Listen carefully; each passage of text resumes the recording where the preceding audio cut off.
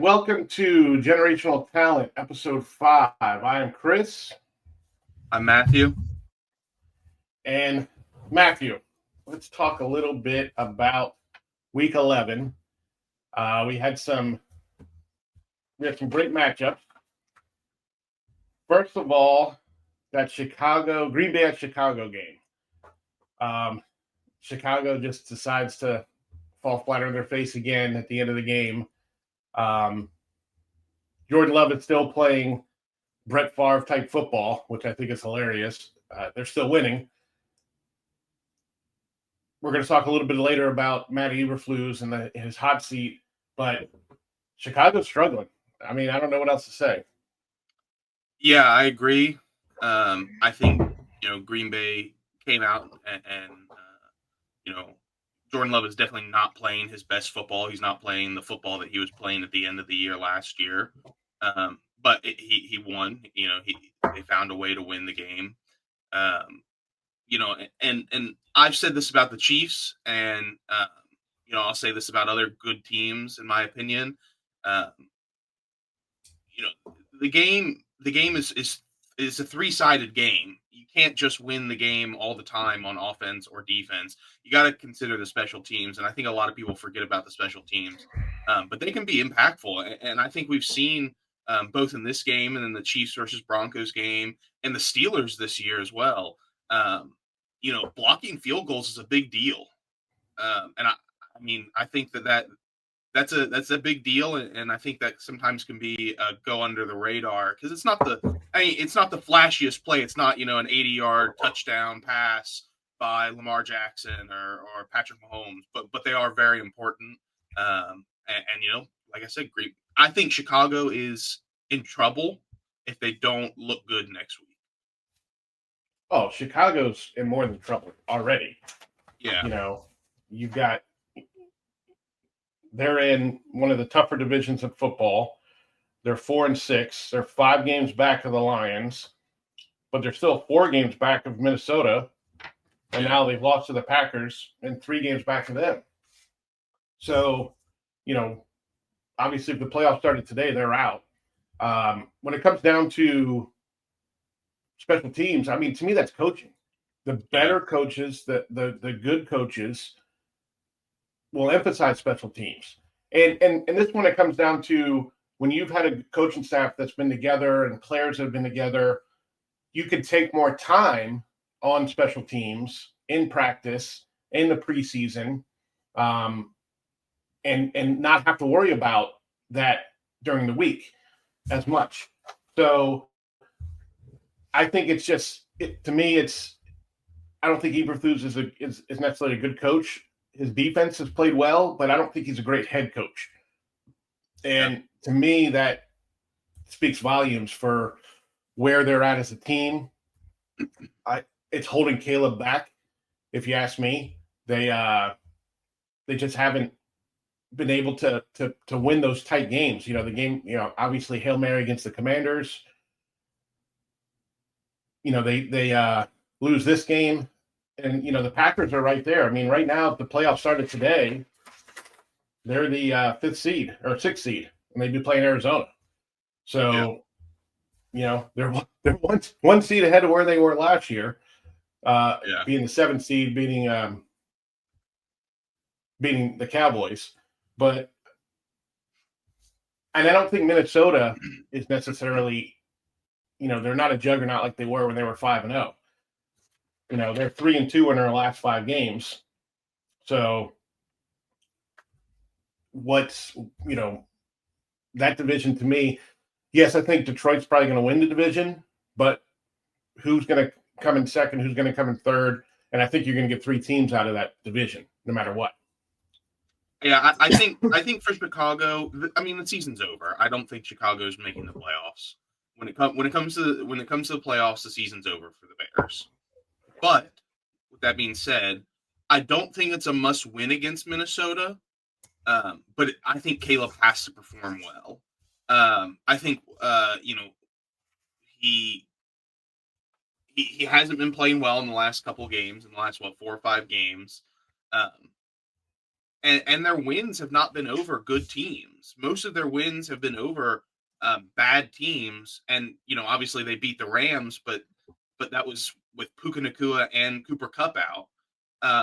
And obviously they those two make a difference. So they've beaten. I'm looking right now. They've beaten the Titans, the Rams, the Panthers, and the Jags.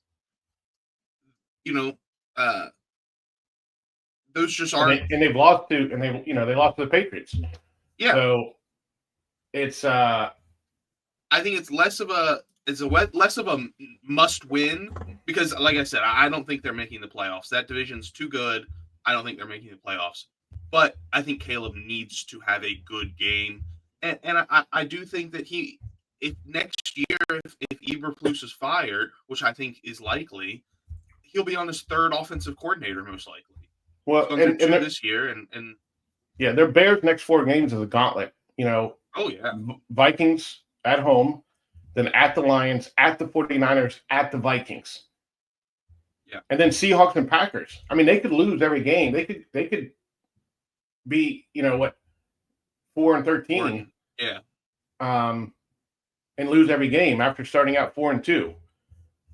So I don't think they will. It's the NFL. You're going to get teams that win. Like I mean, they totally could win this week. Yeah, with against Minnesota, who, like I said, is not playing as well as they should be. Barely. Who did play last week? They beat Minnesota or Tennessee 23-13 in a game that was probably a little bit closer than it should have been. Yeah, I agree. Where Detroit's blowing the Jags out of the water. So, yeah.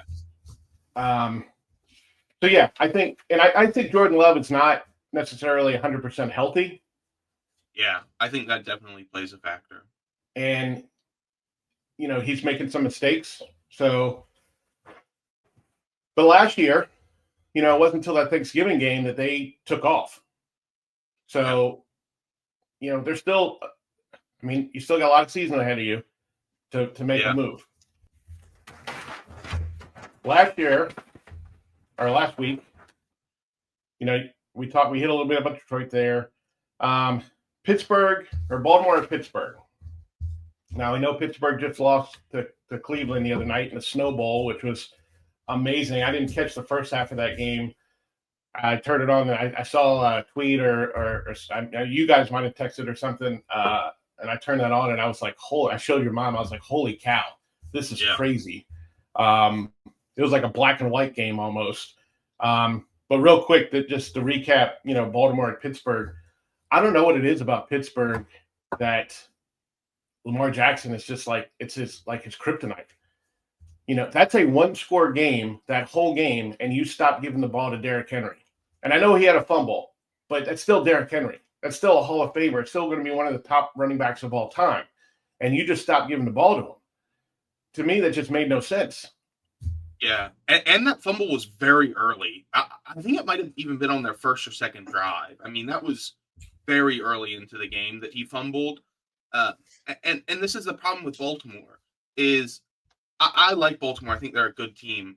And their defense is terrible, but it did look good against Pittsburgh. They didn't let a single touchdown. No, the second game this year, Pittsburgh's won without kicking it or without scoring a touchdown.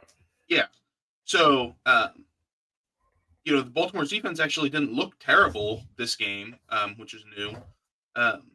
What's the thing? What's wrong with Justin Tucker? Yeah, you have arguably 6 points. I think he missed or two field goals. He missed 2 field goals. 6 points, which would have won the game.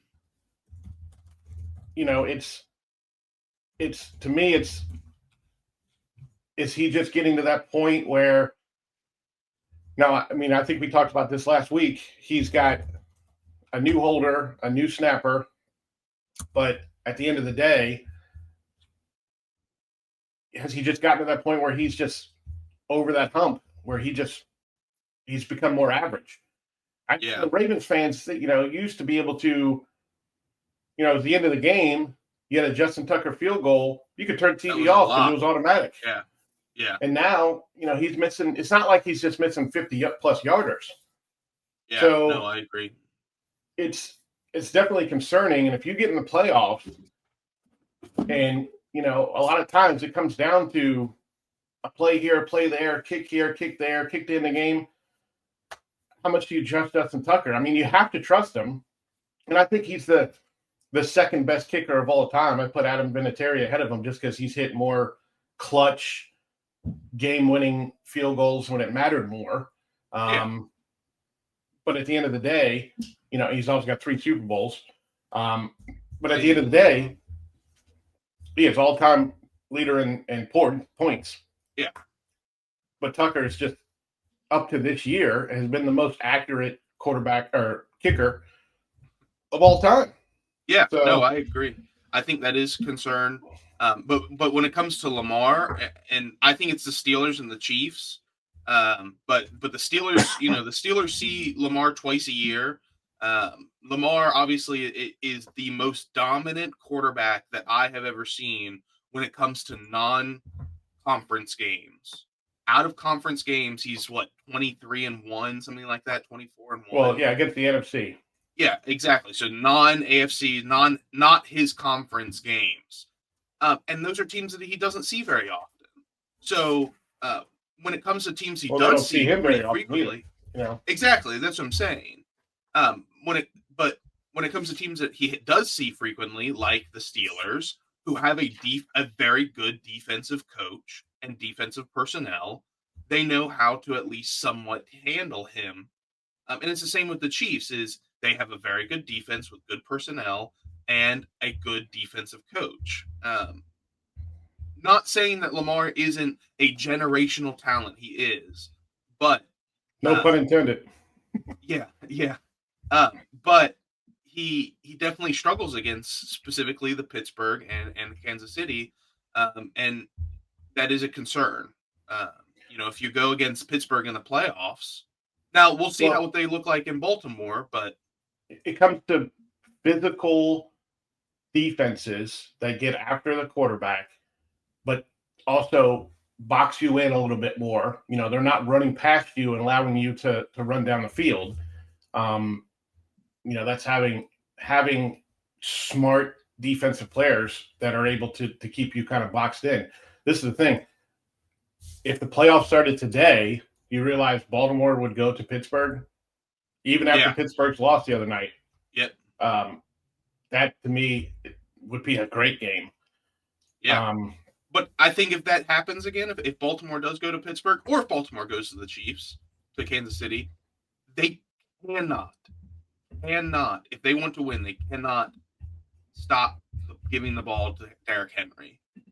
He is the best. I mean, that's what got him in trouble last year against the Chiefs. Yep. In the AFC Championship game, they're the number 1 running offense, and they stopped giving the ball.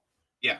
No, and that's, once again, not saying that Lamar's bad at throwing the ball, but you need, if you are a punch you in the face run team, physical running team, you have the best running back in the league currently when it comes to rush yards. You can't just not give him the ball. It's ludicrous, especially in 1-score games.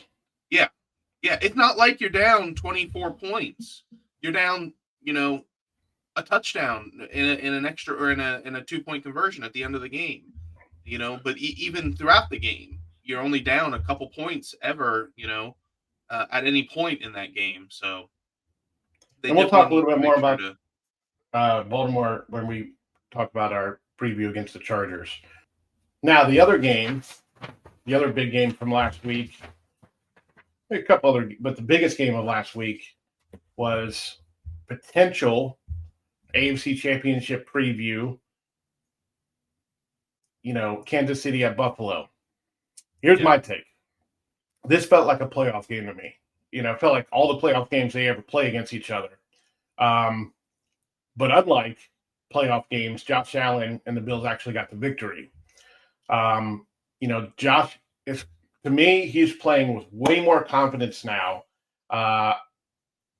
Especially, the way I see it, he looks freer, not having to force the ball to Stephon Diggs. Especially, that was my biggest problem with him in the playoffs, is that Diggs would get upset in the playoffs because he's not getting an action. Well, if the coverage isn't dictating going to you, and Josh feels like he has to throw it to you, then that's a problem. So I feel like he's much more freer. His legs are a huge game changer. I mean, you look at that fourth down play where he ran for the touchdown. I mean, that is, I saw this stat the other day. 1 out of every 4 rushing touchdowns in the NFL this season inside the red zone. 1 out of every 4. So 25% have come from a quarterback. And Josh Allen he epitomizes that. He gets down there. He wasn't even looking to throw that ball on fourth and 2. No, he let that rush come into him, and he just took off. Now, I don't think he was expecting to score a touchdown, but he's big enough and strong enough that he has the ability to do that. And I feel like they're built to beat the Chiefs, the Bills. Doesn't mean it's going to work out because the Chiefs have number 15 on the other side. Yeah. But when you're playing against, and the Chiefs have been playing on that razor's edge all year. And they have a much tougher schedule down the stretch than with games against the Broncos still, a healthy Chargers team, hopefully, because if you remember, Herbert was banged up. They were pretty, I think both their tackles were out for that game against the Chiefs. So to me, they've got a much tougher schedule down the stretch than the Bills do. So to me, obviously Kansas City's still in first place. They're sitting right there. They've got a really easy game this week against Carolina, which should be an easy game. The biggest spread of the week at 11.5. But yeah, I just feel like the Bills have all the momentum right now. Yeah, I do think that game obviously was good. I think that will go down as one of the best games of the year, in my opinion. But I have to take this with a grain of salt, and that grain of salt is the Bills have beaten the Chiefs 4 out of the last 5 times they've played in season. This is another in-season game where Buffalo beats the Chiefs, but I don't care about this game. Yes, it has implications when it comes to, who's going to get home field. It has implications on who's going to get the bye, all that kind of stuff. Yes, that's a very important. But when it comes to, are the Buffalo Bills better than the Kansas City Chiefs? I don't care about this game until it becomes an actual playoff game. We thought last year, okay, the Buffalo Bills have home field advantage. They Chiefs have to come out to Buffalo, play in the cold weather, and which, I mean, obviously the Chiefs are used to playing in the cold weather. They beat Miami last year and blisteringly cold. Miami's not used to playing in cold weather. Yeah, so that not saying, but it's a hostile environment. You're not 100%. You're not going to LA where half the stadium, or Vegas where half the stadium is the opposing fans. Yeah. So we thought last year, okay, the Chiefs have to go to Buffalo. This is where Josh Allen's going to beat Mahomes in the playoffs, and he didn't. I do think a big part of that is, I don't think it's that he didn't beat them. They missed a kick at the end of the game. Yes, they missed a kick to win. I think a big part of that was this year when they played, when they played just last week.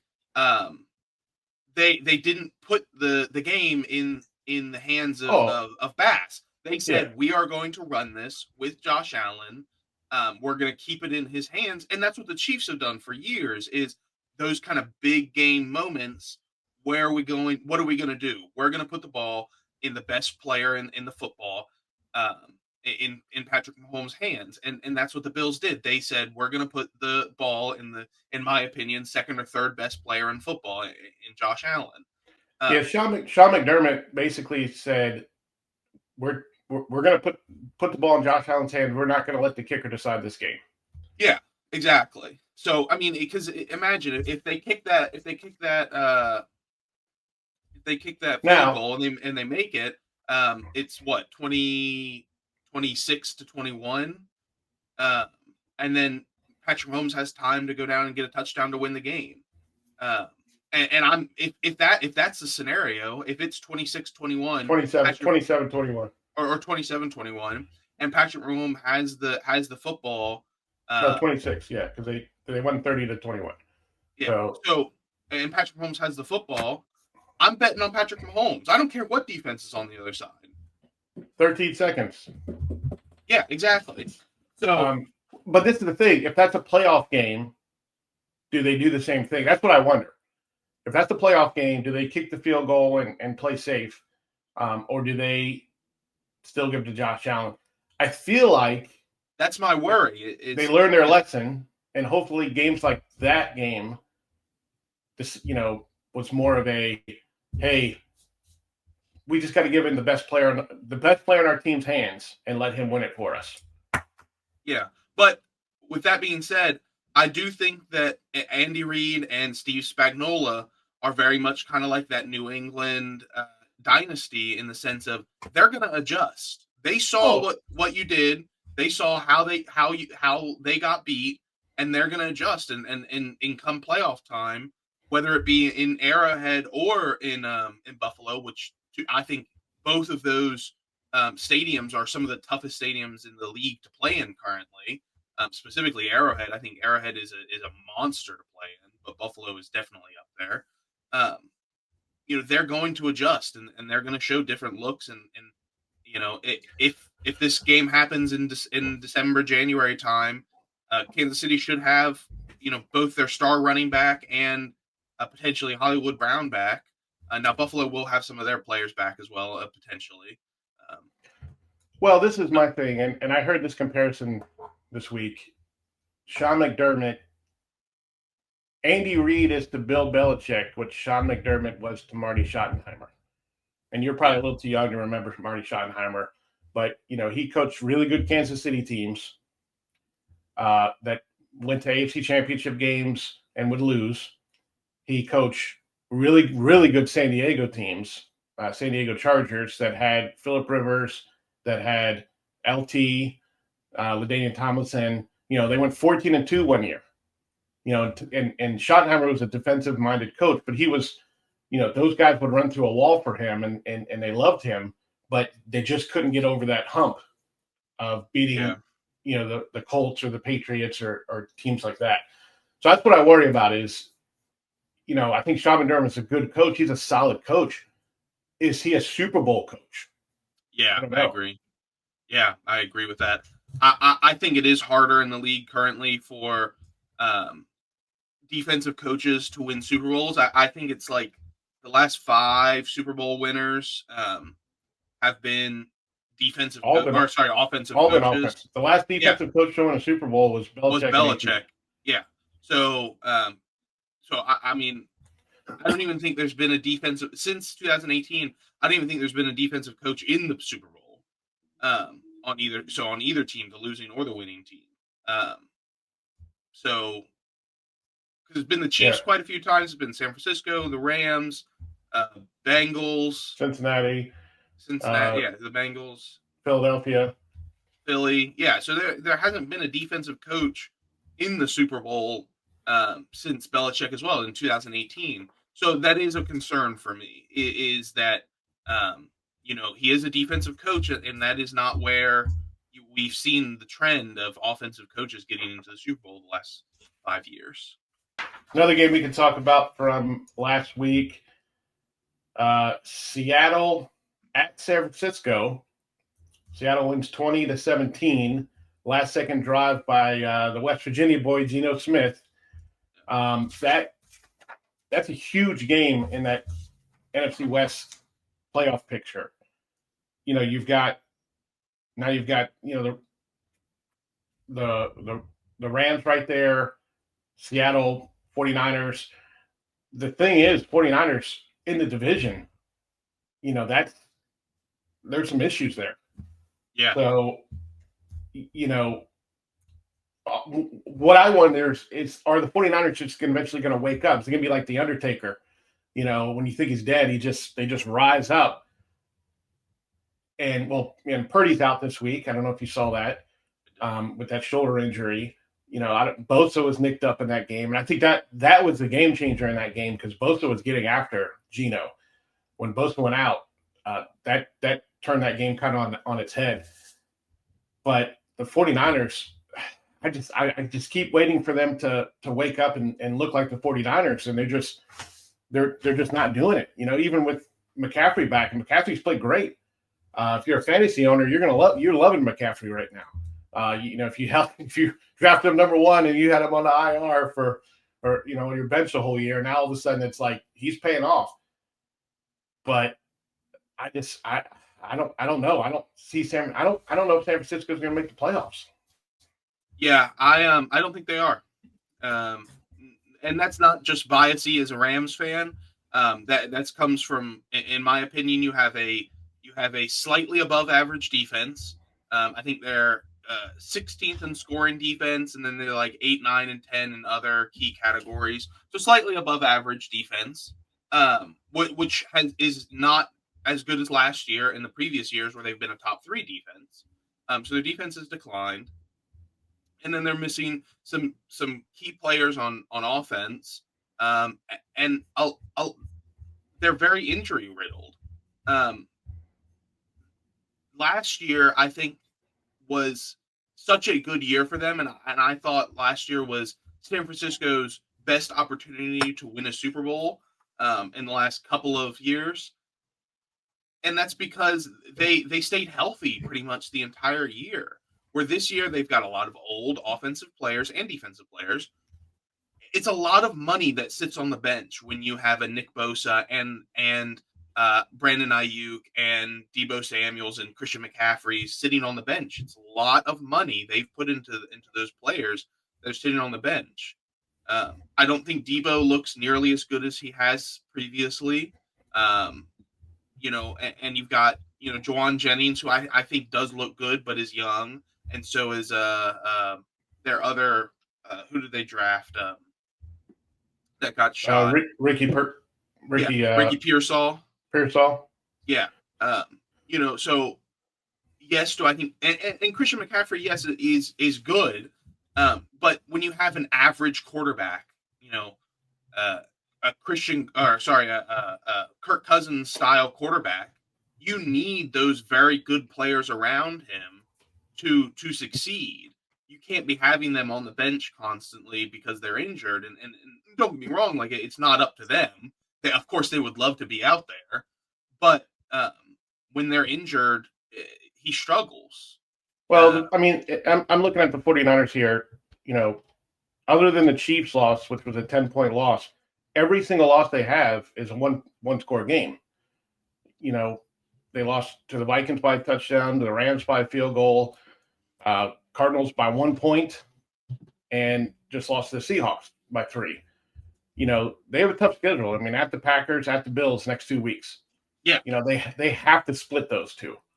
Yeah. They have to be at least 6-6.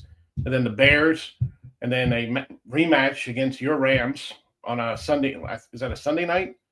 I'm not sure. And then, at the Dolphins, who are playing much better right now. And then Lions and Cardinals. Their schedule, and once again, we talk about a gauntlet. They have a gauntlet down the stretch. The only game that I think is very easily winnable should be the Bears game. But other than that, I don't see them. There's not one team here that I feel like is an absolute lock that they should win. So yeah, the 49ers just, and without Purdy this week at the Packers, and I think the Packers was the easier game of the two to win. Say San Francisco was fully healthy, I think they beat the Packers easier. I think that game is easier to win. Now, do I think it's going to be the easiest game to win? No, but I think that's an easier game to win than the Bills. That went from 2.5. That went from Green Bay favored by 2.5 to Green Bay favored by 5.5, just with Purdy going out. That's a field goal difference right there. I just don't see them. Can they turn it around? Sure, but if they're 5-6, losing to the Packers, going to the Bills, Yeah, I mean they could be 5-7 after 2 weeks here. Yeah, on a Sunday night. It's to me that's tough. Oh, they play you guys on Thursday night. Yeah. Yeah, no, I agree. Prime game. I don't think that they'll turn it around. But that Seattle win over San Francisco really did keep. I mean, the NFC West is completely open. There is no guarantee on who's going to win that division. Yeah, and Seattle, after getting off to a great start, what were they 3-0 to start the season? Yeah, then lost 3. They've lost 3, then they went 2-2 in their last 4. They've got a huge game against the Cardinals this week. Then at the Jets, who are a complete and utter joke. I'm going to talk a little bit about them in a minute. Then at the Cardinals. So they've got 2 games against the first place team in the next 3 weeks. Yeah. Then they end the season against the Packers, Vikings, both at home, then at the Bears, at the Rams. So it's going to be a very, very – that NFC West is a very, very interesting division. Yeah, I agree. It's I don't know who's going to come out of there. I'll be honest with you. I don't either. I said, I think San Francisco has the hardest schedule down the stretch. Let me look at you guys. We play the Eagles on Sunday night. Yeah. Philly Sunday night, and then we play the Saints, and then we play the Bills. Luckily, both the Philly and Bills game are at home. I can't remember at the Saints game whether that's at home or not. It's at the Saints. But the Saints are not. I mean, yeah, they had a good week. Last week with Taysom Hill going off. Yeah. But I'm not concerned about that game though. I think the Cleveland team that you just never know who's going to show up. Yeah. I think when it comes to the Eagles and the Bills, I think it's the same scenario with San Francisco. I think we have to split those games. I think we have to beat either the Eagles or the Bills, and I think both those teams are obviously stellar right now. I think both of them are playing very, very well. But our schedule doesn't get any easier. And you guys still have a game against the Cardinals at home. And San Francisco. And at San Francisco. But I'm saying Cardinals are in first place, so yeah. And then you look at the Cardinals schedule, and this is the thing, they're playing a fourth place schedule. Yeah. So, at the Seahawks, at the Vikings, 2 tough games. And then Seahawks, like we said, they play them 2 out of the next 3 weeks. And then they have the Patriots come in there, who, my Patriots are playing better. They're playing tougher. Then at the Panthers, which is a very winnable game. And then at Rams, 49ers. So, I mean, looking at this, I feel like the Cardinals probably have the best schedule down the stretch. Yeah. If they can split the next 2 games, Seattle and the Vikings, they're 7-5, and then a Patriots team that they should win and they should beat the Panthers. Now you're 8-5 going against in the last 2 games against the Rams and 49ers. Does 10-6 or 10-7 win that division? Probably. Yeah. You think about it. With everybody else at 5-5. So, and this is my thing with Seattle is, obviously they play against Arizona this week. Geno is an enigma. He can be a top 3 or 4. He can make passes that very few quarterbacks can make. He can look like a top 5 quarterback in the league, and then he makes passes that nobody's making. Then he looks like a bottom 5 quarterback. And so he's just so up and down, and that is some concern for if you're a Seahawks fan. I still feel like he's a top 15 quarterback, but is he a top 10, top 8, that can take you deep in the playoffs? Listen, from West Virginia, love him to death. I don't think so. I think And he's going to go down as one of the best bridge quarterbacks of all time. well, he's not Jameis Winston. Where Yeah. Jameis Winston definitely has game plays and games where you're like, that was remarkable. And then he has plays where you're like, what the heck were you thinking? So, he's not that guy. Is he better than Kirk Cousins? I kind of put him right there in that same, category. I think he's league average, but he's got throws that are great and he's got throws that are terrible. And I think that if he were to eliminate the throws that were terrible, he would be a very good quarterback. Yeah, he's better than a Russell Wilson. He's better than who else? I think he's better than Dak. Oh yeah, I think he's better than Dak too. So, but he's not an elite quarterback. Speaking of the Cowboys, and Dak's, this is what it brought up. Did you see the rumors that Daniel Jones could be going there? I don't know if they're true, and I don't know if it'll ever happen, but I think it's funny. I just think it's a funny, interesting story. Why would you pick up a Daniel Jones when you got a Trey Lance sitting on your bench that you gave a fourth-round pick for? I agree. Unless you've seen Trey Lance in practice, you saw him in the preseason, and he's just not the guy. If that's the way it is, if you're going to continue to go with Cooper Rush, then to me, Trey Lance just isn't the guy. But I was thinking about that yesterday. Like, what teams do I think should go after a Daniel Jones? And unless you're completely trying to tank, which there are teams out there that are doing that right now. Obviously the Giants are, because not only did they bench him, make him the fourth string, they gave him his outright release, eating about $20 million, and also starting Mr. Gabagool himself, who's been the third string all year. And to me, that's just, you're trying to tank. You're trying to get, Cam Ward, a Shedeur Sanders, that sort of thing. Yeah. But I was looking at it, I was like, who would be a good fit out there for him, for Daniel Jones? And I'm like, why wouldn't the Raiders? Yep, that's call him up. One of the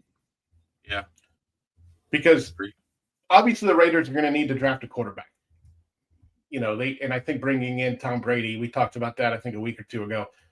Bringing in somebody like Tom Brady to help evaluate and change the culture and stuff like that. Other than that, the Jets aren't going to bring in Daniel Jones. Aaron Rodgers not going to go for that, even though, we can talk about the Jets here in a minute, but that I just don't see anybody else where he really fits. Maybe Tennessee, maybe. Yeah. Because I don't think Will Levis is the guy. So maybe Carolina, but Bryce Young's been looking better. Yeah, Bryce Young's been looking way better. I think they've won 2 out of their last 3, right? So I think so. After starting off, 1 and 7. Yeah, they won 2 in a row. They beat the Saints and they beat the Giants in Germany, which is that's right. Yeah. We talked about how that's the worst thing to happen to Germany since 1945. Yeah. But then they got the Chiefs, the Bucks, the Eagles. Yeah, they're going to probably lose their next 3. But yeah, the thing with Daniel Jones is he has all the talent, and I don't think it was coaching. I think Daboll is a great coach. Yeah, especially I agree. Quarterbacks. Yeah, I agree. And if you watch that Giants game, the Carolina game, there was wide open receivers that he just missed. Yeah, he's just not seeing them. And I don't know if that's seeing the rush and you're not looking downfield. I don't know if that's just you're overthinking.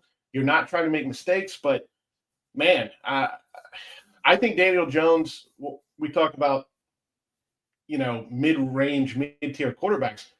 He has that ability. He could be a bridge quarterback. He can be if I'm Miami, that's another one. If you're Miami, go pick up Daniel Jones, because if Tua gets hurt and you're trying for a playoff push, at least you got a reasonable backup. Better than the garbage that they've had that put them in the position that they're in. Yeah. Even for next year, try to go after a Daniel Jones, because I don't think he's going to get a starting role anywhere. But and I don't want to compare him to like a Baker Mayfield who, kind of when he left Cleveland, I still think Baker was a good quarterback even at Cleveland. I mean, he went to the second round and played the Chiefs really tough, and then gets hurt the next year and plays through it. Where if he would have, been on IR, he probably would have got an extension and everything else. Baker's a gamer. I don't consider Daniel Jones a Baker Mayfield, but could he go somewhere and get a shot in a year or two, or if he's a backup and a starter goes out? Absolutely. Yeah, no, I agree. I think I agree. Miami could be a very good fit for him, but if I'm the Cowboys, I think at this point you just got to tank. Yeah. Right now, let me look at the draft. Right now they'd have the 9th pick, but I don't think they've had their lot of teams. That's because a lot of teams are 2-8 right now, or something like that. Yeah, they're 2-7 or 3-7, and I don't think they've had their bye yet, if I remember correctly. Yeah, so I mean, there's going to be a lot of teams that win another game or two down there at the bottom. I mean, like the Patriots, I think they're going to win another game or two, and so they're going to be removed from that top 10, top 5 draft pick. I think honestly, I think the Cowboys have a chance. I think there is not a significant chance that the Cowboys don't win another game this season. Yeah, Cowboys had their bye week in week 7. That's right. So there's other teams that are bad that haven't had the Patriots haven't had their bye week yet. So, yeah. But yeah, I mean, at Washington and then New York, that game to me is a toss up now. Yeah. I think that's the only game they look good. They could potentially win. Not look good, but that's the only game that they could potentially win down the stretch. That game and the Panthers. But I mean, like I said, I think the Panthers are looking better than the Cowboys are looking like right now. I mean, Cooper Rush against Tommy Goodfellas DeVito. It's that's a 4:30 game on Fox. I mean, they should move that to a 1 o'clock. And then a Cincinnati team that I unfortunately I don't think is going to make the playoffs. I picked them to win the division, but that's a Monday night game, and Cincinnati should win that game. Then at Carolina, Tampa, which is playing much better than at Philadelphia. At Philadelphia, and then they finish up at home against the Commanders. So, I think maybe 1-2 more wins, but if they're smart, maybe that's why they're having Cooper Rush in there. I don't know. Yeah. I don't think Jerry Jones. I think Jerry Jones' ego is too big to deliberately tank. But no, I agree. I mean, I think Cooper Rush gives you the best chance to tank. Yeah, I don't think any player is out there to tank. Do I think organizations and front offices do? Yes. But I don't think Jerry Jones' ego would let him. Maybe other players other personnel in the building know that they need to tank, but Jerry Jones himself, both Jerry Jones, the owner, and the GM, I don't think his ego is like, yes, we need to tank. I think he thinks that, we had just a bad year because of injuries, and not that we had a bad year because we're actually bad. You know what I mean? Yeah. No, I know exactly what you mean. It's to me, it's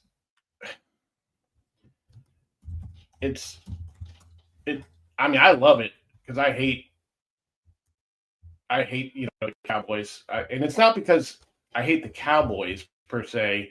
I just hate their fans. Their fans are the worst. So, to me, it's more about having But at the end of the day, like we talked about last week, they need to draft Genty, the running back from Boise State. They need a run game because the Cowboys. So the Cowboys are built. Their defense is built to be ahead.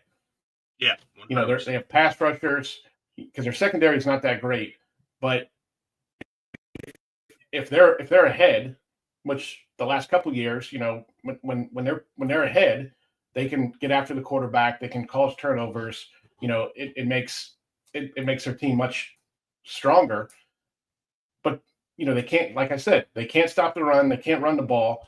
And when they go up against physical teams, they get punched in the mouth, and they have a hard time. Yeah, I agree. So I think when Micah Parsons gets to tee off on other quarterbacks, when they're 10, 20 points in the lead, 10, 15 points in the lead, that's ideal. That's what the Cowboys want. But I don't see that happening within the next couple of years unless they do some major changes, some major personnel changes. They're going to have a new coach, obviously. Are they going to have a new coach?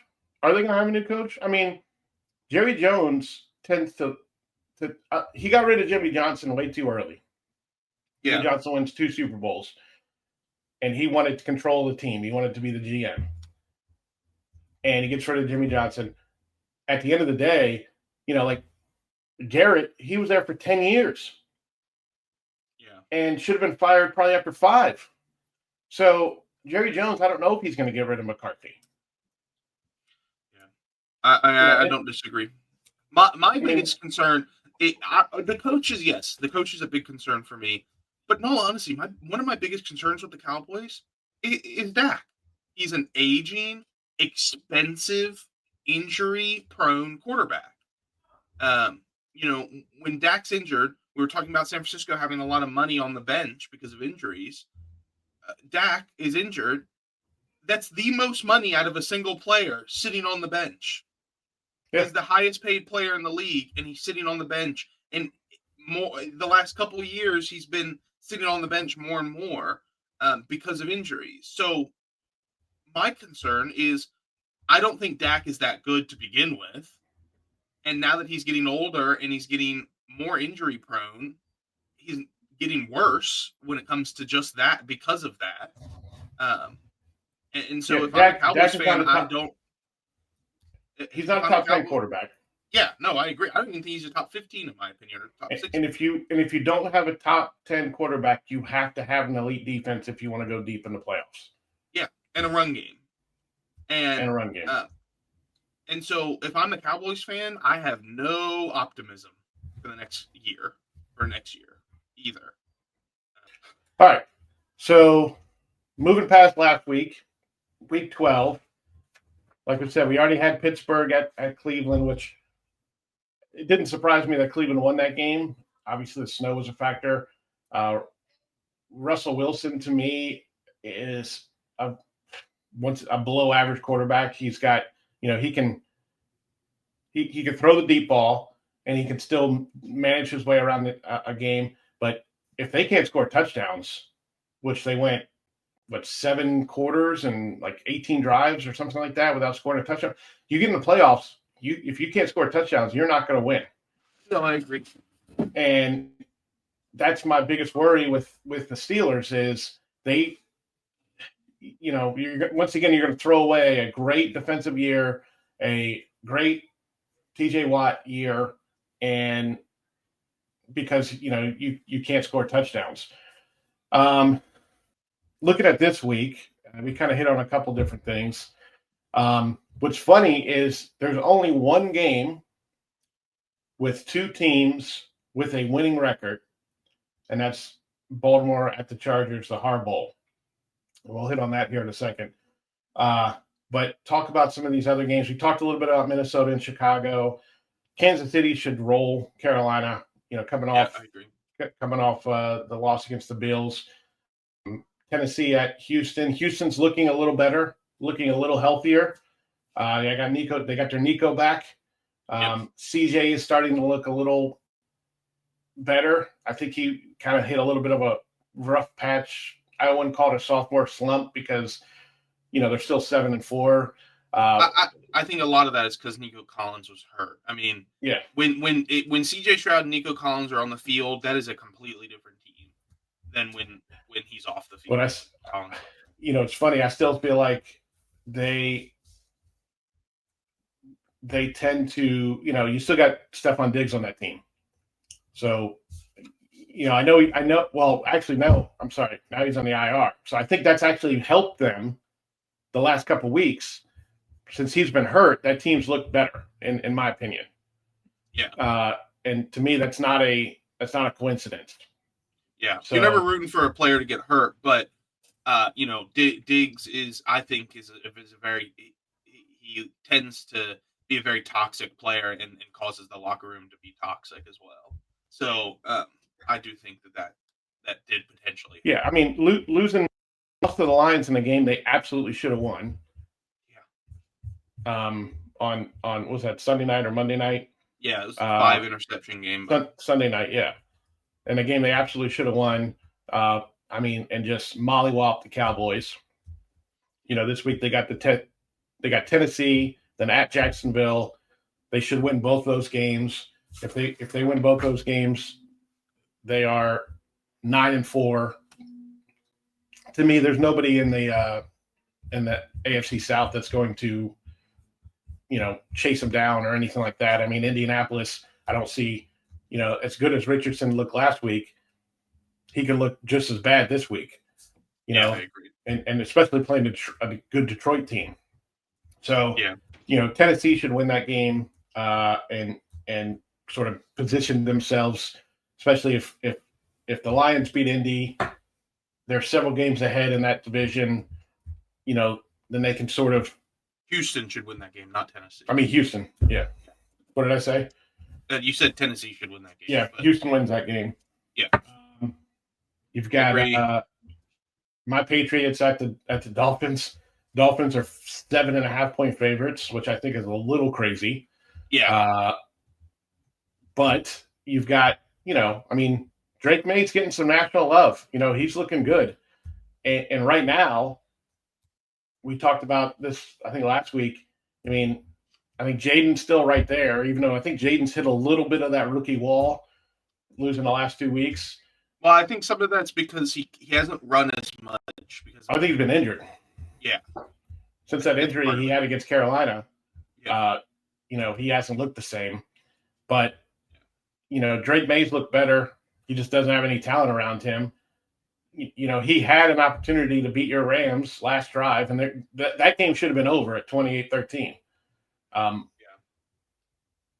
But for him to battle back and some of that I think was coaching. Some of that I think was, Pop Douglas. You're running down the middle of the field, you're not even got your head turned on that last interception.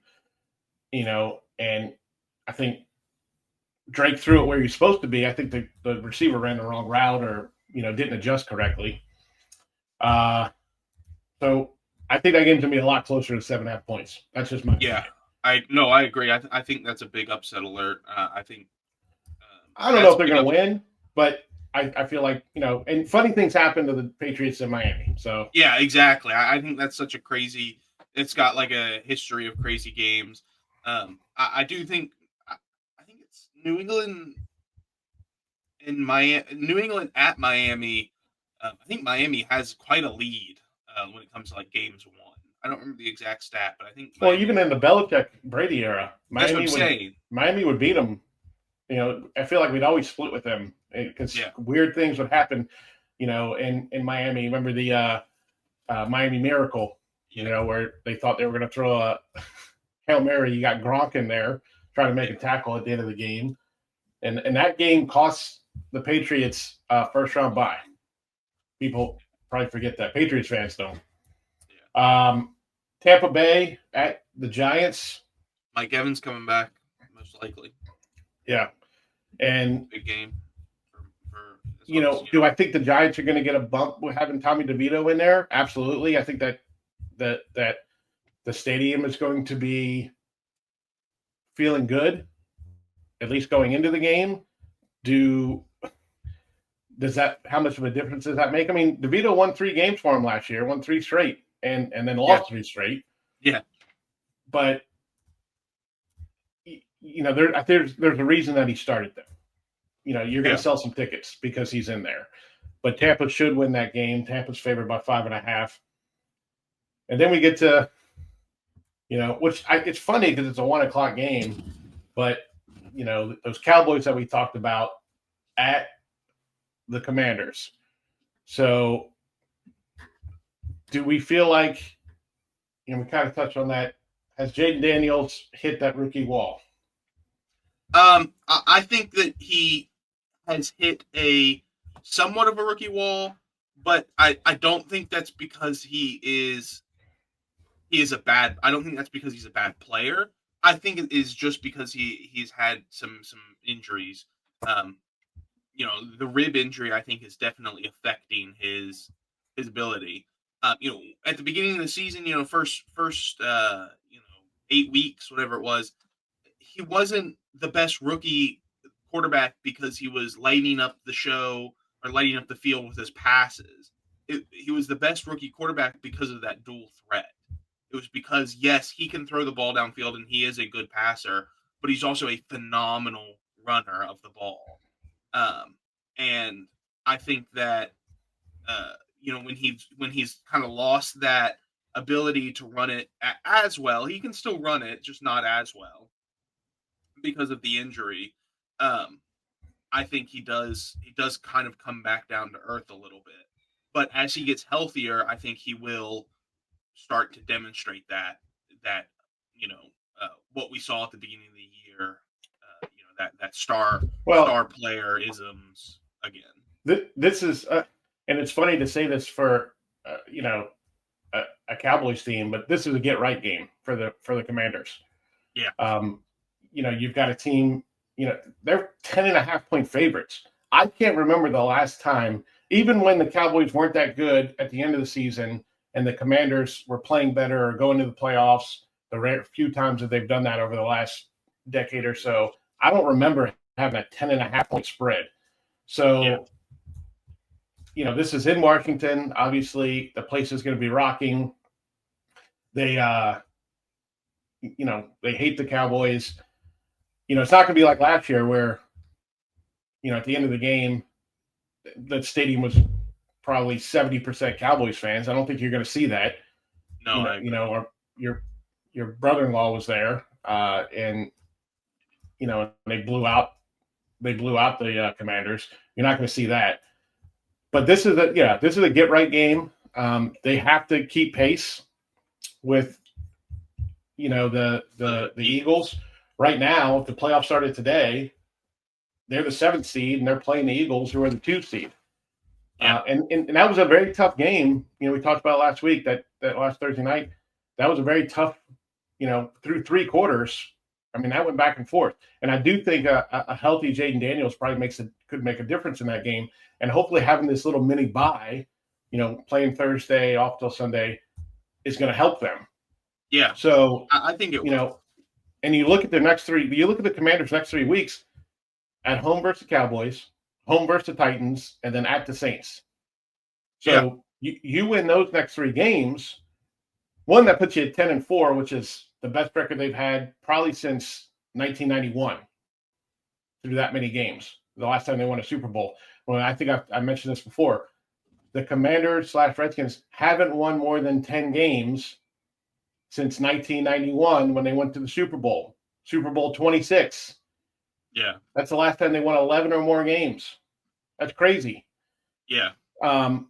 So you're 10-4 going, and then you've got a tough game obviously against the Eagles, but at home.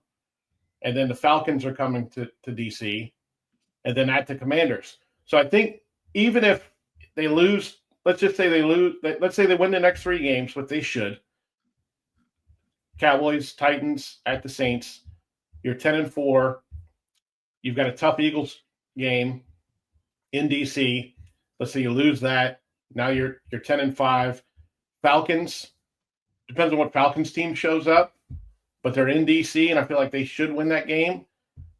That's 11-5, and then at the Cowboys at the end of the year, And it depends on where they're at in the standings. They could lose that game just because they're not playing people. It depends on where they're locked into the playoffs. Are they still fighting for the division? That's one of those things. But, they could be 11-6, 12-5, which that's they can easily, if Philly, mucks it up and loses a game or two. Philly's got a much tougher schedule. I mean, yeah, Philly's playing a number one schedule. I don't remember if they won the division last year. I know they were no, Cowboys won the division. Okay. Yeah.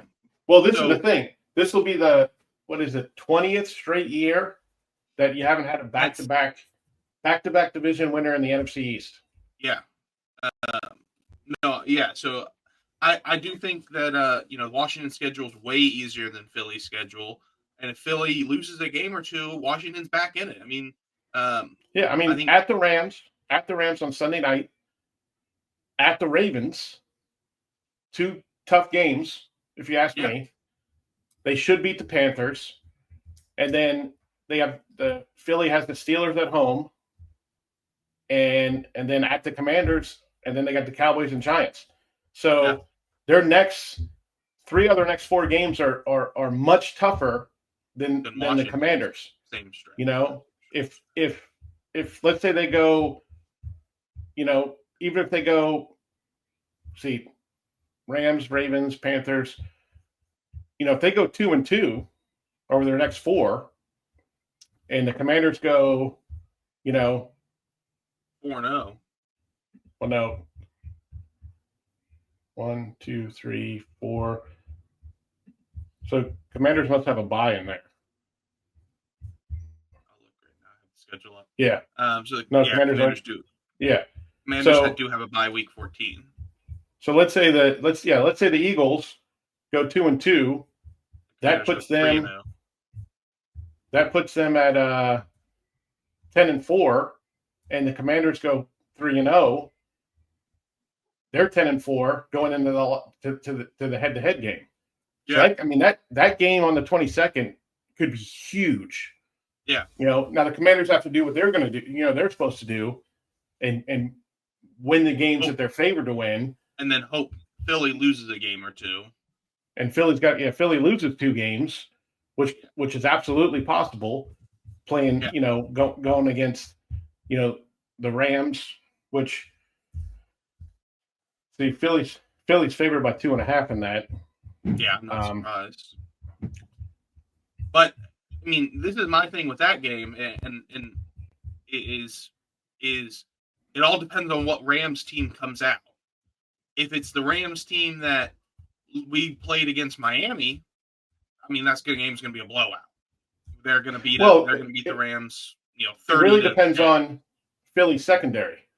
If Mitchell and the white boy Cooper DeJean, if they shut down, or slow down, I don't think you're going to shut down Cooper Kupp and Puka, but if they can slow them down, that makes that can make a huge difference in that game. Yeah, and the Rams,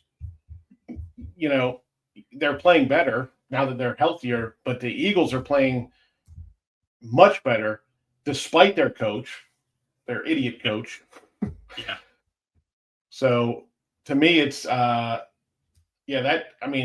this is interesting. If you're a Commanders fan, losing that game to the Eagles was tough, but it's not the end of the world. You still have a chance to win that division. And like I said, if you're 11-6 or 12-5, you're right there. You're right there for a playoff run. And in general, even if you don't win the division, you're still looking way happier as a Commanders fan. You are way happier than probably anybody else in that division, because even a Philly fan is not going to be. Even if Philly wins the division, they might still not be as happy as a Commanders fan, because you still have Nick Sirianni, and if they win the division, you're less likely to fire Nick Sirianni just because he just won the division. So, even if as a Commanders fan, even if you don't win the division, I still think that you're probably pretty happy about this year so far. I mean, you're building. You have the quarterback. You're Yeah, building. I think you have a good culture. good The coach. I don't know if you saw where the Senate. I can't remember what committee it is, but they just passed in a 17-2 vote to give the federal land around RFK back to DC. Now it still has to go through the Senate, still has to be passed, and they're trying to do that before the end of the year, before the Senate, before this, the Inauguration stuff everything changes Yeah, with Senate and the House and the presidency, but yeah, I mean and so you've got a lot of good things going for you. But yeah, I put the Eagles as my number 5 team in the power rankings, and I said Sirianni is the second winningest current active coach in the NFL, and I feel like he's still on the hot seat. yeah. I agree. So, if they get knocked out in the first round, a la the Cowboys last year, I don't know if Sirianni comes back. Yeah, I mean, I could see that. I think we'll So, have to see. We'll have to wait to see how the end of this year goes. see, Denver at the Raiders. Denver should win that game pretty easily. I think the Raiders are they're tanking for a quarterback at this point. We talked a little bit earlier about 49ers at Green Bay without Brock Purdy there, and I don't know if Bosa is going to be playing. Green Bay should win that game. I agree. That'll be a good win for Green Bay if they win that. Yeah. And Arizona at Seattle, we talked about. It depends. Like I said, I think it depends on what Geno shows up. And if Arizona can keep that momentum from before the bye into this game, and then we talked about Rams and Philly. Once again, that's a which Rams team shows up. If it's going to be the Rams team that offensively looks good and defensively is energetic and flying to the ball, or is it the Rams team against Miami, which specifically the offense against Miami, which couldn't get anything generated. And then the last game is the Harbowl. Yeah, and so this is the only 2 teams this week with a winning record. Baltimore at the Chargers. I would love. I mean, I me. I'm a huge Justin Herbert fan. Huge Justin Herbert fan. I love that kid for some reason. I don't know why, but I mean, there's gonna be a lot of eyes on this game, especially people in the AFC. I mean, this has a lot of seedings involved. This has, especially with the Steelers losing, and the Ravens are sitting there going, "Yeah, make fun of us now. We lost to the Browns." Yeah. So did you. Yeah. So this has huge playoff implications in this game. You've got a really tough Chargers defense. Yeah, I think they're ranked number 1 and number 2. They're very good. Against what can be a high-powered Ravens offense. So, I think there's probably gonna be a lot of Ravens fans in the stadium. Unfortunately, I feel bad. I feel bad for Chargers and Rams fans. I think Rams are a little bit better than the Chargers when it comes to having a home field advantage. But when the Chargers play certain teams, like especially the Raiders, they have to go to a silent count because there's so many freaking opposing fans in that stadium. So it's it makes it really tough. But I think this is my favorite game to watch this week. Obviously two teams with winning records. It really depends on what Ravens team shows up, because I think we know who the Chargers are at this point. Yeah, I agree. I think the Chargers. If I were to guess, if I were to make a bet, I think the Chargers are going to win this game. I think the only way Baltimore does win this game, or me go back on that. I think this is probably one of the closest games of this is going to be one of the closest games of the week, and I think Baltimore can win this game if they go back to their identity of running the ball and utilizing Derrick ball Henry control. properly. Yeah, Ball control. And not letting Justin Herbert pick you apart on, the back end of your defense, because as we know, the Ravens defense, especially their secondary, is not that great. Not good. Yeah. So, but the difference is the Chargers don't have as many weapons as they used to. I think Ladd McConkey, I mean, I drafted him in fantasy. He's been steady. And Disley, I think, is their leading receiver. Yeah. If I remember correctly. No, Ladd's got the most yards, but okay. But anyway, I mean, Herbert,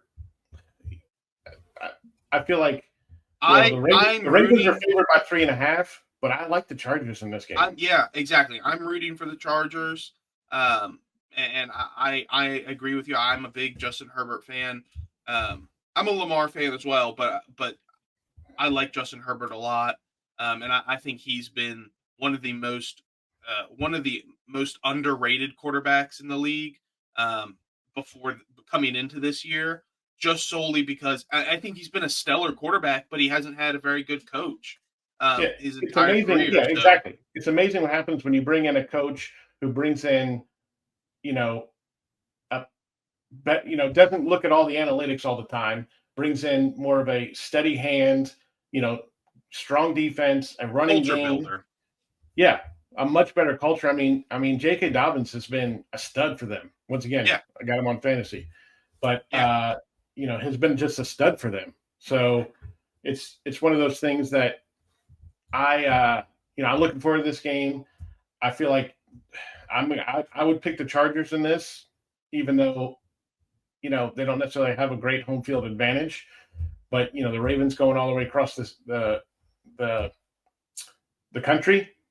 Now, I'm sure the Ravens are looking at that game Thursday night going, hey, we got this opportunity right now that if we win this game, we're right back in potential the driver's seat in the NFC North. So, if they win this game, they're 8-4, Pittsburgh's 8-3, and they still have to play again in Baltimore in 3 weeks. Yeah. Excuse me. Yeah, I agree. I think Baltimore is going to want to capitalize on this opportunity. But once again, I am rooting for the Chargers, both as like an LA fan. I'm an LA Rams fan, so LA Chargers, kind of like our sister team. But I'm rooting for the Chargers. I think they have a very good shot at winning this game. I think it's probably one of the closest games of this week, of week 12.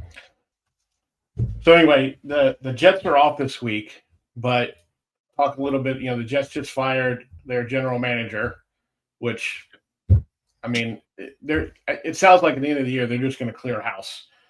But the stat of the week, between Zach Wilson, Sam Darnold, and Aaron Rodgers, guess who has the highest winning percentage for the Jets? Zach Wilson.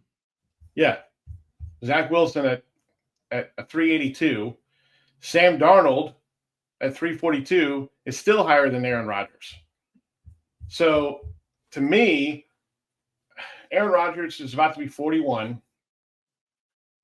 He's not a quarterback to me that is going, he's not going to be a difference maker. It's not like Brady going to the Buccaneers where you had a really good Buccaneers team there. You just had Jameis Winston who wanted to throw 30 interceptions a game and, couldn't make that difference. I don't think first of all, I don't think Aaron Rodgers is going to be there next year. They can get out of his contract after this year and with very little damage.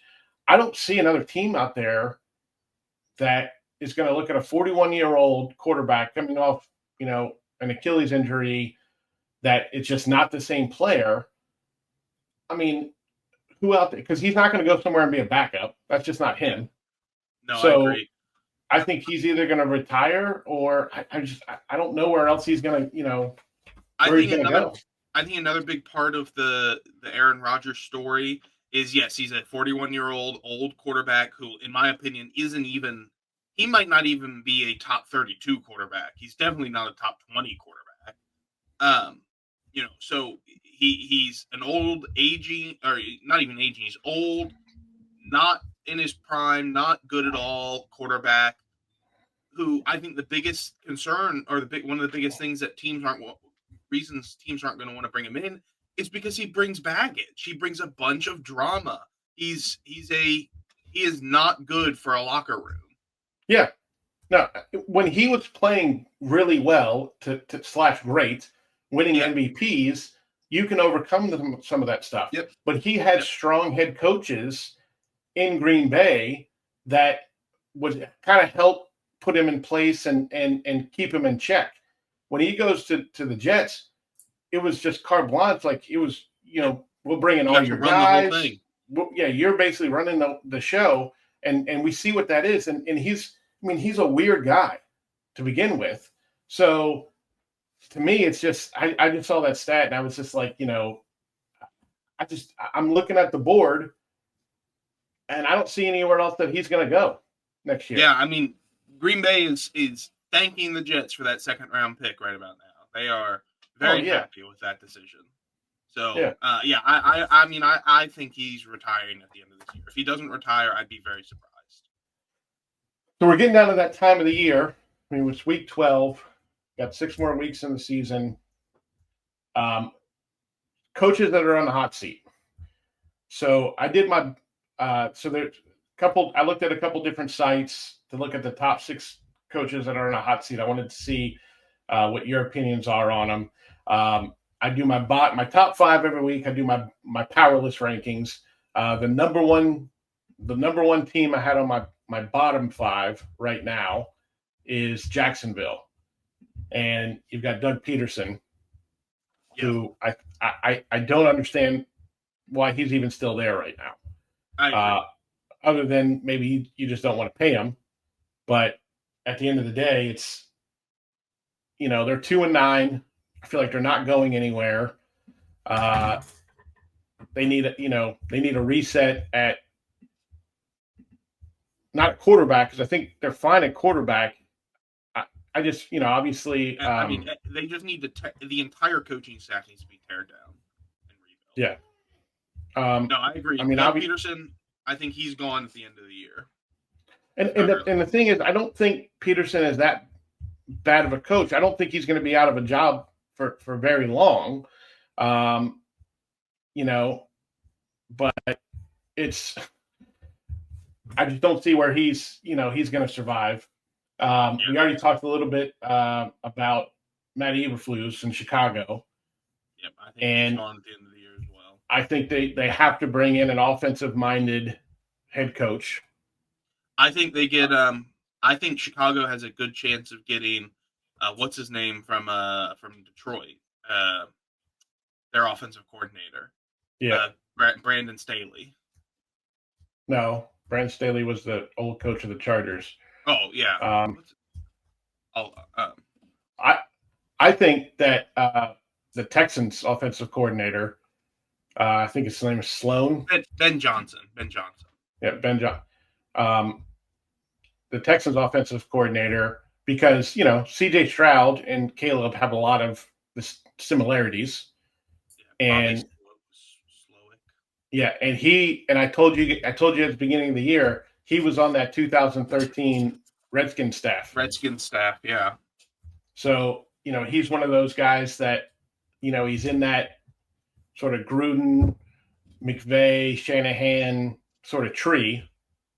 And I think he could be a really good fit in Chicago, because you definitely need an offensive-minded head coach there to bring Caleb along. I agree. We talked a little bit about Mike McCarthy. Honestly, I think it's a 50-50. I just don't know if Jones is going to – he may look at it and go,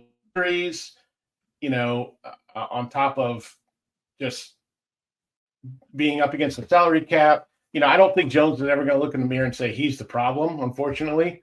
Yeah. But at the end of the day, it's I think that's a 50-50.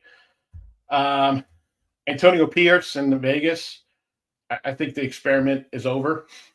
Yeah. I don't think he's the guy. It sounds like he's sort of lost that locker room a little bit. And then obviously trading Adams and they need a quarterback. That's the biggest thing. But if you're going to bring in a rookie quarterback, I think you need to bring in an offensive-minded coach as well. Yeah, what the Bears should have done. Yeah, exactly. But I also think like trading Devontae Adams is one thing, but how he got traded, like the whole what was it, Twitter, Instagram, where like the whole drama about that kind of stuff, and that's just not like what you want in a head coach. So I agree. Yeah. A couple other names like Brian Daboll on the Giants. I don't necessarily see him leaving. Yeah, I agree. I think you bring in a good coach. Yeah. No, I agree, and I think if you bring in if you're bringing a new quarterback, which sounds like they wanted to before the season, they tried to trade up with the Patriots. They wanted Drake May. They probably should have taken a Penix or a Nix or something like that instead of Neighbors. Which, don't get me wrong, I think Neighbors is maybe the steal of the draft, or one of the as far as offensive. He's a stud, but I just don't see Daboll being fired. Zach Taylor with Cincinnati. I don't know. I mean, is the defense the problem? I mean, the offense isn't the problem. The defense is the problem. Yeah, I agree with that. But other than their playoff year, I mean, they went 9-8 last year. Even after all the injuries they had. So I don't know. And it's not like Joe Burrow's having a bad year. He's looked stellar. No, if that team was 7-4 instead of being 4-7, he'd be an MVP. He's in the MVP race. Yeah, I agree. Kevin Stefanski with Cleveland, I don't see that either. I mean, he was coach of the year last year. I think he just got dealt a really shitty hand with Watson. Yeah, I agree with that. I feel like if you bring in another quarterback or somebody that he can grow with, so yeah, those kind of the top 6-7 guys that and obviously 2 are already gone, and Salha and Dennis Allen. So you're gonna have at least 2 new head coaching positions. I think you're gonna have probably at least 4. I think Peterson's gone. I think Eberflus is gone. I think Pierce is gone. So you're going to have at least 5.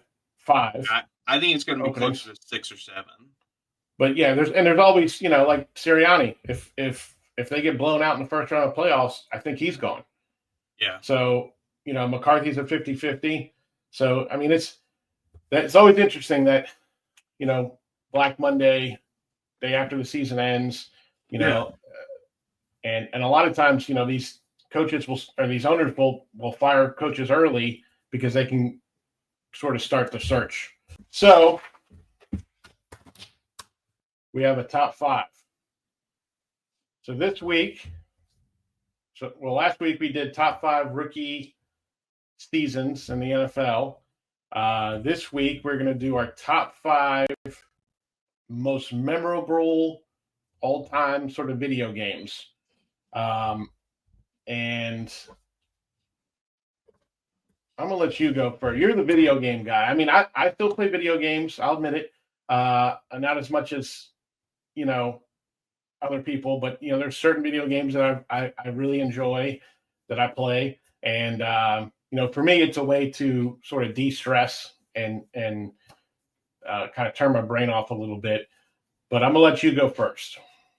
Yeah, so I as you mentioned, I am a big video game player. Same reason. It's a mechanism that I use to de-stress. So I play a lot of video games, and I've always played a lot of video games since I was a kid. So I've got 2 honorable mentions that are just off the list, and that is GTA 5, which I've played a lot of, especially back when I, was playing games on Xbox. Uh, I played a lot of that. I haven't played it as much since I got my PC, 8 years ago or whatever. Um, but it is a very, very good game. The other game that is just off my list is Last of Us One. The Last of Us One. If you haven't seen the show, it's a great show based off of the video game. The video game is also stellar, and the second one is just as good. Um, but The Last of Us is just off the list. Coming in at number 5, I just have my list right here. Coming in at number 5 is a game that I play with my friends regularly. And it's actually a newer game. It just came out this year. But I have some of the best moments and some of the best, funniest clips from playing with my friends, and that's Lethal Company. It's a game where you go to these different moons and collect scrap, and there's different monsters on the moon, and it's a horror game. It's like you're supposed to be scared. You're walking around these facilities in the dark, and then all of a sudden a monster pops out. It was a very fun game. Very fun game. At number 4, a single player game that I have replayed probably 4 or 5 times, if not more. And I've played the entire series through, like all the way through, at least once, if not twice. And that's Batman Arkham Knight. I've played that quite a few times. Such a fun game. I'll go back to that and play that every once in a while. But it's a very fun single player game, and I'm a big Batman fan. So at number 3 is, in my opinion, once again, another single player game. Best game in this series, and that's Fallout New Vegas. I know some people like Fallout 3, some people like Fallout 4. I think Fallout New Vegas is the best one in that series. Once again, the Fallout show, phenomenal. It was. And Fallout New Vegas is going to play a role in the next season. So that'll be very fun to see. I cannot wait for that. Number 2, once again, best video game in this series. When it comes to the series of video games that this belongs to, and that's Halo 3. Both the multiplayer and campaign of Halo 3 were phenomenal. The campaign was left you on the edge at the end, and you didn't know exactly what happened to the main character, Master Chief.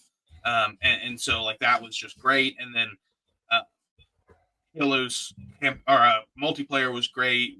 SWAT, and I have SWAT and other game modes in Halo 3. I have lots of different memories from that game. And then number 1 is, in my opinion, the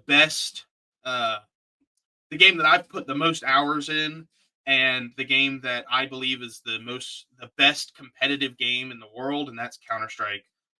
What is now Counter-Strike 2, but was Counter-Strike Global Offensive. It's a first-person shooter. It's the number 1 first-person shooter in the world. And in my opinion, it's one of the best competitive games. If you want a competitive environment, you want to try and improve. That's, in my opinion, the best game, and what I put the most hours into out of any game.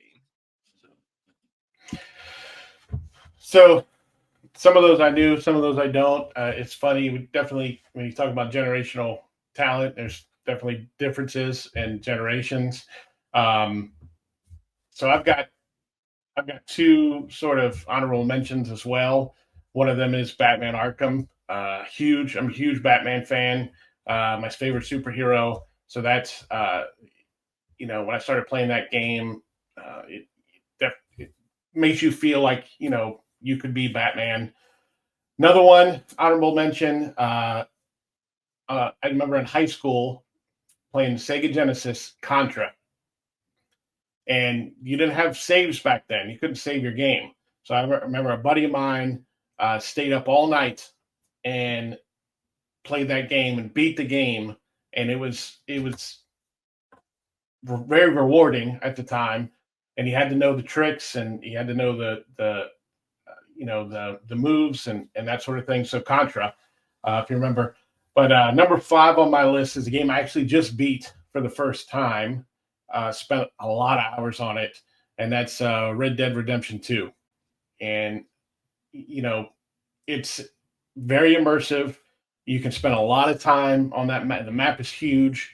If even if you're not into the Old West or that sort of thing, it's a fun game. And if Rockstar improves on that when it comes to GTA 6, I think it's gonna between that and GTA 5, it's definitely going to GTA 6 is going to be amazing. Number 4 on my list is Last of Us Part 1 also. I played both the games, beat both the games, but Last of Us 1 was one of the best games I've ever played. I was very late to it. I played it when I knew the series was going to come out, and the series is phenomenal. And if you haven't seen it, even if you've never played the video game, go watch the series. Pedro Pascal. It's on HBO Max. It's an amazing series, post-apocalyptic, which I'm not really that into, and zombies and stuff, but that's not really what it's about. It's a character piece. It's, family, father, daughter, that sort of thing. But yeah, Last of Us Part 1 was, that was, and there's a few times where I definitely got me on a jump scare.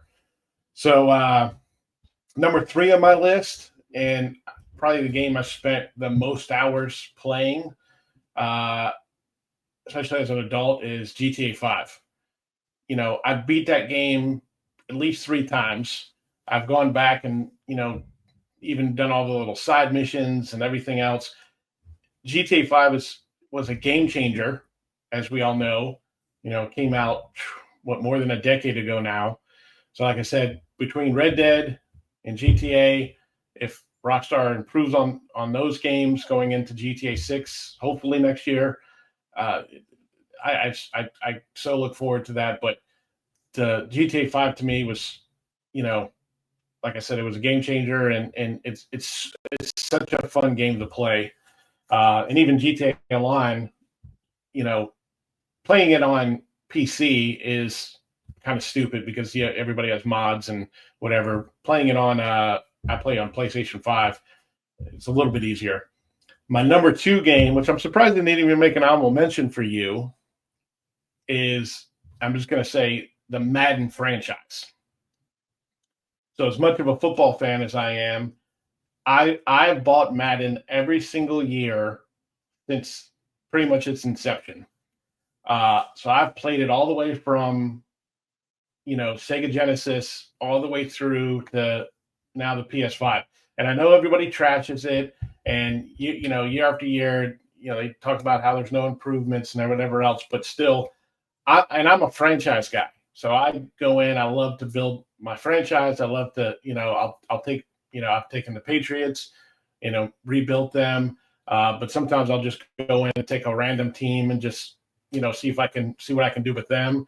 But Madden to me is, and unlike some of the, these other games, being a 2-person game, like when you come over, or, when we have family in town, your brothers, everything else, we're playing Madden. We've had Madden tournaments when we've been on vacation and stuff like that.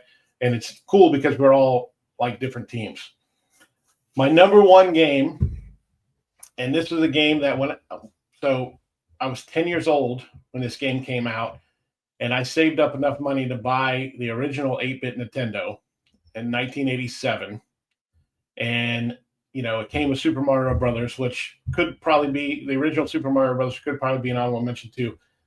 But when I got this game, I probably became the coolest kid on the block, and that's Mike Tyson's Punch-Out. And I tell you what, that game, I would say it almost changed my life, because like when I got that and I told my friends in school, and I was 10 years old, so what, 3rd grade, I was like, hey, I got Mike Tyson's Punch-Out. Everybody wanted to come to my house and play it because nobody else had it. So, and it was so hard, especially as a 10-year-old to beat that game. And I don't think it was till I was like 12 or 13 when I actually ended up beating Mike Tyson. So and obviously he's still in the lexicon. Look, whatever, fight against Jake Paul. Jake Paul wasn't the one that brought the eyes to that thing. It was Mike Tyson. So Mike Tyson's Punch-Out's my number 1 overall video game of all time. That's my list. That's a good one. That's a good list. I know all of those games except for Mike Tyson Punch Out. Never even heard of it. So. You heard of Contra? Oh yeah, yeah. Okay. Castlevania is another good game that was back then. Yeah. Lots of good games. Both older and newer. Obviously all the most of the Super Marios are great, and I've played almost all of them as well. So and Madden, you're right. Like we play Madden regularly whenever I come over, or Ethan or Ben comes over. So Madden was a good choice. I just don't play it enough by myself. Yeah, see, I play a lot by myself. Like I said, I'm Yeah. a franchise guy, so I'm playing, building my team. And I know people my age that won't even play the game. They'll just simulate the games, but they just want to build their franchise. Yeah, yeah. And they'll go out 20 years. Yeah. I like I said, I just don't play it enough by myself. I play it, whenever I come over to your house. But yeah, I own it. Don't get me wrong, I own it and I play it, but I just don't play it enough regularly. Yeah, I mean, I thought about putting like Tiger Woods, PGA back in the day. I played that a lot, but yeah, to me, it's just not as just don't come back to it. As a sports game, it wasn't as big as Madden to me. And I played 2K, I've played NHL, I've played, golf, but Madden to me is just, that's why I put it at number 2. Yeah. So we appreciate everybody watching us. We're trying to grow a little bit of an audience here. If you like the show, if you like the content, please subscribe, give us a subscribe, give us a like, comment to help the algorithm, send this to somebody that you think might be interested in hearing our take. I mean, we're just like you guys, we just have our takes. We just want to decide to put it out there on the internet. Hopefully you guys are enjoying it. We got some interesting matchups this week. We're kind of coming down the stretch where the teams are starting to separate, putting themselves in that position. I'm looking forward to these last 6 weeks of the season. Yeah, we got the rest of the season, and then we got playoffs and Super Bowl. So we still got a good amount of the season. We're over the halfway point, but still a lot of the meat left on this bone for this season. So yeah, and then the off season, which I love talking about almost as much. Yeah. So great. So anyway, thank you guys for listening. I'm Chris. I'm Matthew. And we'll catch you next week.